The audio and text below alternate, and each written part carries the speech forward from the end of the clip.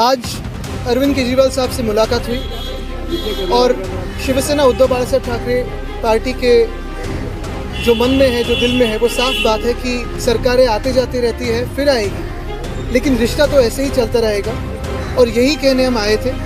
उन्होंने जो पिछले 10 सालों में दिल्ली में जो काम किया है वो सारी जनता जानती है। ये जो चुनाव हुआ उसमें चुनाव का बहुत बड़ा हाथ था, आशीर्वाद था, और भाजपा ने चुनाव आयोग के तो आभार मानने ही ज़रूरी है। लेकिन यही बात है, कल जैसे मेरी राहुल जी से बात हुई, आज अरविंद जी से बात हुई, कि इंडिया गठबंधन हो या फिर हम सारी पार्टीज़ हो, कहीं ना कहीं हमें ये सोचना ज़रूरी है कि अभी अगला स्टेप क्या है, क्योंकि हमारी डेमोक्रेसी फ्री एंड फेयर नहीं रही है, इलेक्शंस फ्री एंड फेयर नहीं रहे। तो लड़ते तो रहेंगे, देश के हित में लड़ते रहेंगे।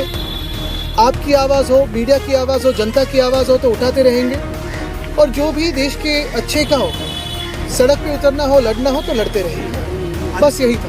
लेकिन आपको नहीं लगता जो आपसी कन्फ्लिक्ट था उसका नुकसान भी जो है हुआ है, और दोनों ही पक्षों की तरफ? देखिए, काफ़ी सारी इसकी एनालिसिस हो सकती है, होगी भी, दोनों पार्टियां अपनी अपनी एनालिसिस रखेगी, लेकिन हमारी तरफ से जो रिश्ता है वो रहेगा, जो दोस्ती है वो तो रहेगी। इसके आगे मैं कहना चाहता हूँ कि जो काफ़ी सारी जगहों में वोट्स काटे गए थे, जो वोट्स डिलीट हुए थे, उस पर भी कभी ना कभी विचार करना जरूरी है, क्योंकि वो वोटिंग का अधिकार लोगों से छीना गया था, वो चुनाव आयोग ने छीना है, तो उस पर भी विचार विमर्श होना जरूरी है। आदित्य जी, क्या इस इशू पे वोटर डिलीशन एडिशन पे आपकी कोई चर्चा हुई दिल्ली महाराष्ट्र दोनों को लेके? देखिए, आज तो कर्टसी कॉल था, आज तो यही कहने आए थे कि रिश्ता तो ये जारी रहेगा। जाहिर सी बात है, स्वाभाविक है कि जब हम मिलते हैं तो इस बातों पे चर्चा होती है। इसके पहले भी फ़ोन पे भी हुई थी, अभी जो फ़ोन टैपिंग करते हैं वो तो सुनते ही होंगे, तो उनको पता भी होगा कि हम शायद क्या बात करें। लेकिन हमने ये भी कहा है कि इस पर स्टडी करके जो हम प्रश्न चिन्ह उठा रहे हैं, जैसे महाराष्ट्र में 47 लाख वोटर्स कहाँ से बढ़े हैं, 76 लाख वोट्स आखिरी समय के बाद किसने वोटिंग किया है, इसकी कोई वीडियो फुटेज है क्या, टोकन्स है क्या? चुनाव आयोग इस पर बात करने के लिए बिल्कुल तैयार नहीं है। और ये सारी बातें अगर आप देखें तो हरियाणा हो, उड़ीसा हो, दिल्ली हो, मध्य प्रदेश हो, महाराष्ट्र हो, सारी जगह कॉमन है, ये एक पैटर्न दिखने लगा है। तो हमारे देश में आज फ्री एंड फेयर इलेक्शंस होते नहीं है, इसी का ये सबूत है।